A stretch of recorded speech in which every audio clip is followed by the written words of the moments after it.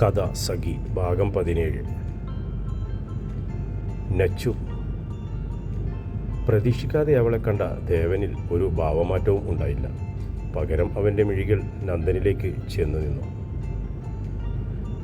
ദയനീയതയോടെയുള്ള അവൻ്റെ നോട്ടം കാണെ ദേവന് മനസ്സിലായി അവളുടെ നിർബന്ധം കാരണമാണ് അവൻ കൂട്ടി കൊണ്ടുവന്നത് എന്ന്. കുഴപ്പമില്ല എന്നർത്ഥത്തിൽ അവനെ നോക്കി കണ്ണുകൾ ചിമ്മിക്കാണിച്ചു. ദേവൻ അവനരികിലേക്ക് ചെന്നു. ഇങ്ങനെ ഒരാൾ ഇവിടെ നിൽക്കുന്നത് പോലും അറിഞ്ഞ ഭാവമില്ലാതെ നന്ദനരികിലേക്ക് നടക്കുന്ന ദേവനെ കണ്ട് നച്ചുവിന് ദേഷ്യവും സങ്കടവും ഒരുപോലെ വന്നു. നിറച്ചും കൊണ്ടവൾ ദേവനെ നേരെ നോക്കി. ഇല്ല, ഒരു നോട്ടം പോലും അവിടെ നിന്നില്ല. താൻ വന്നത് ഇഷ്ടമായിട്ടില്ല എന്ന് മനസ്സിലാക്കി നിറഞ്ഞു വന്ന കണ്ണുകളോടെ അവൾ അകത്തേക്ക് നടന്നു. അപ്പോൾ അന്ന് കാണിച്ചത് പറഞ്ഞത് എല്ലാം വെറുതെ ആയിരുന്നോ? ഇല്ല. ആഗ്രഹങ്ങളും മോഹങ്ങളും നൽകി എന്നെ പറ്റിക്കുകയായിരുന്നോ? ഇല്ല, എൻ്റെ ദേവേട്ടൻ എന്നെ ഒരിക്കലും പറ്റിക്കില്ല. അകത്തേക്ക് നടക്കുന്നതിനിടയിൽ അവളുടെ മനസ്സ് അവളോട് തന്നെ വാദപ്രതിവാദം നടത്തി. എല്ലാം തൻ്റെ മനസ്സിൻ്റെ തോന്നലുകൾ മാത്രമെന്ന് വിശ്വസിച്ചുകൊണ്ട് അവൾ ഒരു ദീർഘനിശ്വാസത്തോടെ അകത്തേക്ക് പ്രവേശിച്ചു. അകത്തേക്ക് കയറിപ്പോകുന്നവളുടെ മനസ്സ് പറയുന്നത് എന്താണെന്ന് മനസ്സിലാക്കിക്കൊണ്ടവൻ ചുണ്ടിൽ ഊറിയ ചിരിയുമായി നന്ദനരികിൽ വന്നു നിന്നു. ദേവാ, നിനക്കവളോട് തരി പോലും? നന്ദ, നിന്റെ പ്രാണനാണ് ആ കയറിപ്പോയത്. അത് അവൾക്കും അറിയാം. ആ പ്രാണൻ ഞാൻ നഷ്ടപ്പെടുത്തുമെന്ന് നിനക്ക് തോന്നുന്നുണ്ടോ? അവൾക്ക് എന്നെ അറിയാം നന്ദ. പിന്നെ ആ മുഖത്തെ സങ്കടം, അത് നിമിഷ നേരത്തേക്ക് മാത്രം. അതിപ്പോൾ മാറില്ലേ? കുറുമ്പോടെ പറയുന്നവനെ നോക്കി നന്ദൻ ഒന്ന് പുഞ്ചിരിച്ചു. നിന്നെ മനസ്സിലാക്കാൻ കുറച്ച് ബുദ്ധിമുട്ടാണല്ലോ ദേവാ. നന്ദൻ്റെ വാക്കുകൾക്ക് മറുപടിയായി ഒരു പുഞ്ചിരി നൽകിക്കൊണ്ട് ദേവൻ അവനെയും കൂട്ടി അകത്തേക്ക് നടന്നു. നന്ദനും ദേവനും അകത്തേക്ക് കയറി ചെല്ലുമ്പോൾ കണ്ടു അമ്മയോട് പറയുന്നവളെ. തിരിച്ചും ഒന്നും പറയാനാകാതെ എല്ലാം കേട്ടുകൊണ്ടിരിക്കുന്ന അമ്മയെ കണ്ട് അവനു ചിരി വന്നു. നന്ദ, മോനെ ചായ എടുക്കട്ടെ? ദേവൻ്റെ കൂടെ അകത്തേക്ക് കയറി വരുന്ന നന്ദനെ കണ്ട് അമ്മ ചോദിച്ചു. വേണ്ട അമ്മ, കഴിച്ചിട്ടാ പോന്നത്. സോഫയിലേക്ക് ഇരുന്നു കൊണ്ട് നന്ദൻ പറഞ്ഞു. നച്ചു, നിനക്ക് എന്തെങ്കിലും വേണോടി കുടിക്കാൻ? തിരിഞ്ഞു തനിക്കരികിലായി ഇരിക്കുന്നവളെ നോക്കി ആഴമ്മ ചോദിച്ചു. എനിക്കൊന്നും വേണ്ട. എന്തേലും ഉണ്ടെങ്കിൽ ആ ഇരിക്കുന്നതിൻ്റെ വായിലേക്ക് കുത്തി കയറ്റി കൊടുക്ക്. അങ്ങനെയെങ്കിലും ആ വായൊന്ന് തുറക്കുമല്ലോ. ദേവനെ നോക്കി പറഞ്ഞും കൊണ്ടവൾ അവിടെ നിന്ന് എഴുന്നേറ്റ് മുകളിലെ മുറിയിലേക്ക് പോയി. ദേവാ, ദേഷ്യത്തിൽ ചാടിത്തുള്ളി പോകുന്നവളെ നോക്കിക്കൊണ്ട് അമ്മ വിളിച്ചതും. ചുമ്മാ ഷോ കാണിക്കുന്നതല്ലേ എൻ്റെ അമ്മേ. എന്നാലും ആ പെണ്ണ് വന്നു കയറിയപ്പോൾ തന്നെ വേണമായിരുന്നോ നിന്റെ കുസൃതി? രണ്ടും നേരെ കണ്ടാൽ കീരിയും പാമ്പും. ഇനി നമ്മളെ കാണിക്കാനാണോടാ നന്ദ ഇതൊക്കെ? അറിയില്ല എൻ്റെ അമ്മേ, ഒരു തരത്തിലും പിടിതരാത്ത ജന്മമാണ് ഇവൻ്റേത്. ദേവനെ നോക്കിക്കൊണ്ട് നന്ദൻ പറഞ്ഞു. അതെ അതെ, നന്ദൻ്റെ വാക്കുകൾ ശരിവെച്ചുകൊണ്ട് അമ്മയും പറഞ്ഞു. കുറച്ചുനേരം അമ്മയ്ക്കൊപ്പം ഇരുന്ന് സംസാരിച്ച ശേഷം ദേവനും നന്ദനും കൂടി അവിടുന്ന് എഴുന്നേറ്റ് പുറത്തേക്ക് പോയി.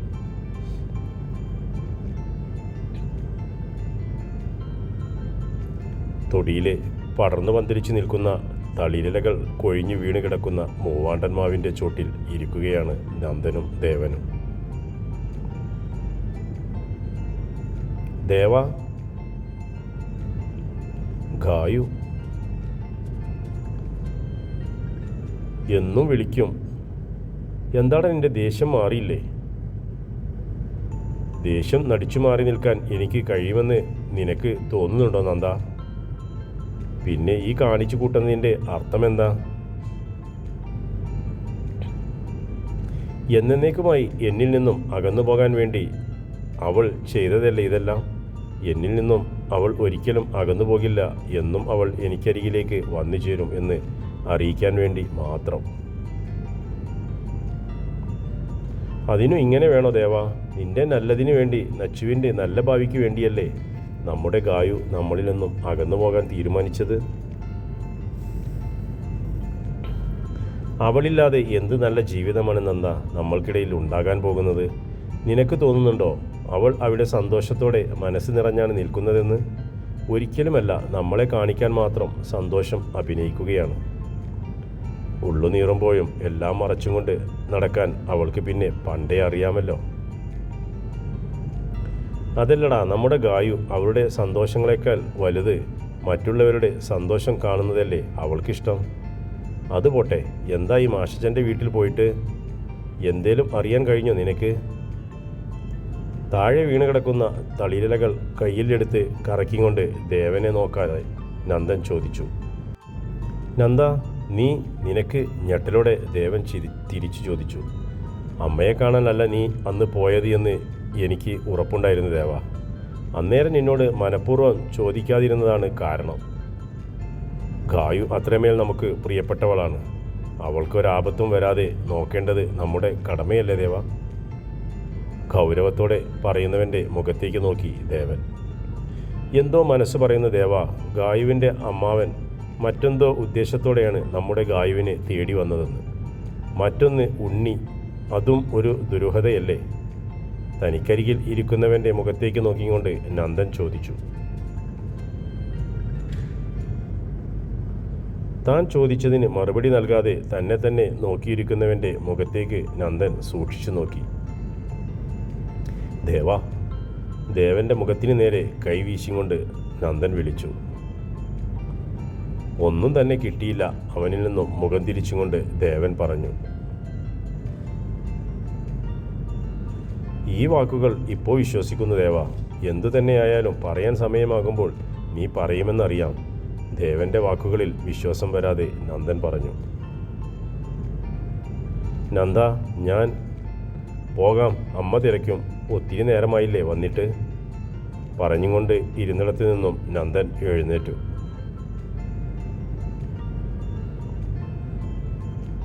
ചില സമയങ്ങളിൽ നന്ദൻ ഇങ്ങനെയാണ്. എല്ലാം കണ്ടും അറിഞ്ഞും പെരുമാറാൻ പ്രത്യേക കഴിവാണ് നന്ദന്. ചിന്തയോടെ നന്ദൻ്റെ വാക്കിനനുസരിച്ചുകൊണ്ട് ദേവനും അവിടെ നിന്ന് എഴുന്നേറ്റു. രണ്ടുപേരും തിരികെ വീട്ടിലേക്ക് നടന്നു. തിരിച്ചുള്ള നടത്തത്തിൽ രണ്ടുപേരിലും തികച്ചും മൗനം മാത്രമായിരുന്നു.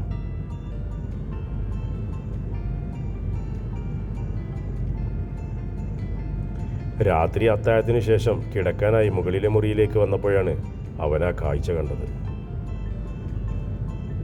തുറന്നിട്ട ജാലകവാതിലരികിൽ പുറത്തെ ഇരുളിലേക്ക് നോക്കി സ്വയം മറന്നു നിൽക്കുന്ന നച്ചു.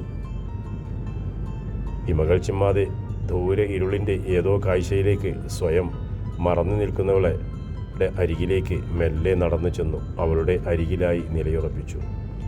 ഒരു നിശ്വാസത്തിനപ്പുറം തനിക്കരികിൽ വന്നിരുന്നവൻ്റെ സാമീപ്യം അറിഞ്ഞിട്ടും അവളുടെ മിഴികൾ ഒന്ന് ചലിക്കുക പോലും ചെയ്തില്ല. നച്ചു. ആലോചനയോടെ ദൂരേക്ക് നോട്ടം എറിഞ്ഞു നിൽക്കുന്നവളുടെ പുറകിലായി വന്നവൻ അവളുടെ അരയിലൂടെ ഇരു കൈകൾ കൊണ്ടും ചേർത്ത് പിടിച്ചു. അവളുടെ പുറം കഴുത്തിലായി ചുംബിച്ചും കൊണ്ടവൻ പ്രാണയാർത്ഥമായി അവളെ വിളിച്ചു. പെണ്ണൊന്ന് ഞെട്ടിയെങ്കിലും യാതൊരു പ്രതികരണവുമില്ലാതെ അവൾ അതേ നിൽപ്പ് തന്നെ നിന്നു. എനിക്കെൻ്റെ ആ പഴയ നച്ചുവിനെയാണ് ഇഷ്ടം.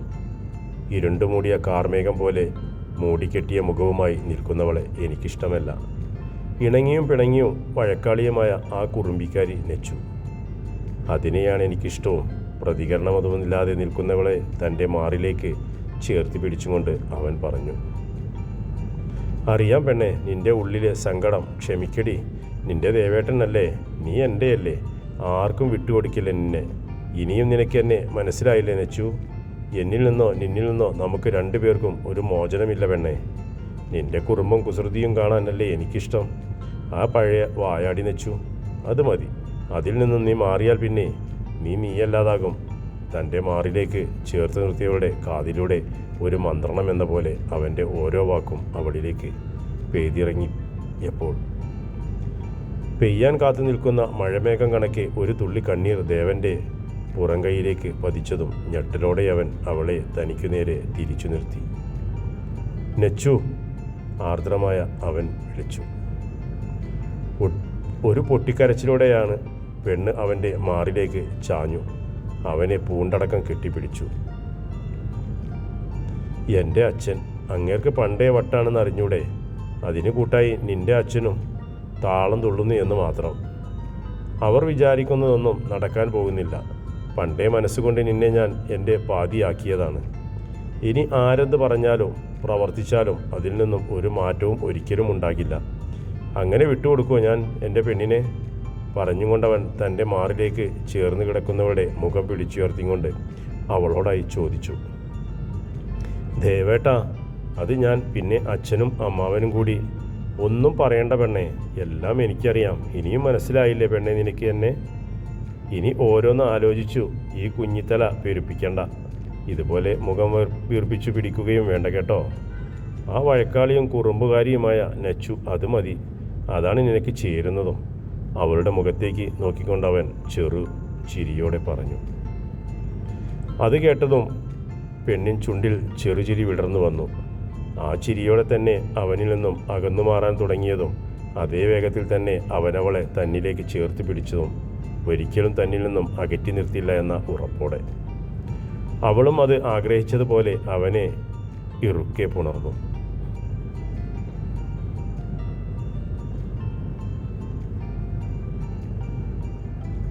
നാരായണ, എന്തായി കാര്യങ്ങൾ? ഗായത്രിക്കുട്ടി വന്നിട്ട് ഇപ്പോൾ ഒത്തിരി ദിവസങ്ങളായില്ലേ? ഇനിയും കാര്യങ്ങൾ വെച്ചു താമസിപ്പിക്കണോ? മംഗലത്തമ്മ മകനോട് ചോദിച്ചു. അത് അമ്മേ, എങ്ങനെയാ കുട്ടിയോടപ്പോൾ പറയാ? ഒന്നുകൂടി ആലോചിച്ചിട്ട് പോരെ എല്ലാം പറയുന്നത്? ലക്ഷ്മി അമ്മയ്ക്കരികിലേക്ക് ചെന്ന് നിന്നുകൊണ്ട് ചോദിച്ചു. പിന്നെ എന്താ ചെയ്യേണ്ട ലക്ഷ്മി? ഇതല്ലാതെ മറ്റൊരു പ്രതിവിധി ഉണ്ടോ? ഇല്ല, ശബ്ദം താഴ്ത്തിക്കൊണ്ട് മറുപടിയായി ലക്ഷ്മി പറഞ്ഞു. നാരായണ, എന്താന്ന് വെച്ചാൽ എത്രയും പെട്ടെന്ന് അതങ്ങ് ചെയ്യാം. ഇനിയും വെച്ച് താമസിപ്പിക്കണ്ട എന്നെൻ്റെ അഭിപ്രായം. ലക്ഷ്മി എന്നെ ഒന്ന് മുറിയിലേക്ക് ആക്കൂ എൻ്റെ കുട്ടിയെ. വയ്യ, ഇനിയൊന്ന് കിടക്കണം. പറഞ്ഞും കൊണ്ട് മംഗലത്തമ്മ ലക്ഷ്മിയെ തനിക്കരികിലേക്ക് വിളിച്ചു. പിന്നെ നാരായണ, എല്ലാം നോക്കിയും കണ്ടും വേണം ചെയ്യാൻ. ഒരിക്കൽ പറ്റിയ അബദ്ധം ഇനി ആവർത്തിക്കാൻ പാടില്ല, കേട്ടല്ലോ? മുറിയിലേക്ക് പോകുന്നതിനിടയിൽ തിരിഞ്ഞൊന്ന് മകനെ നോക്കിക്കൊണ്ട് അവർ പറഞ്ഞു. ഇല്ല, അമ്മയെ നോക്കി നാരായണൻ പറഞ്ഞു. തുടരും കഥയുടെ അടുത്ത ഭാഗം നാളെ ഇതേ സമയം.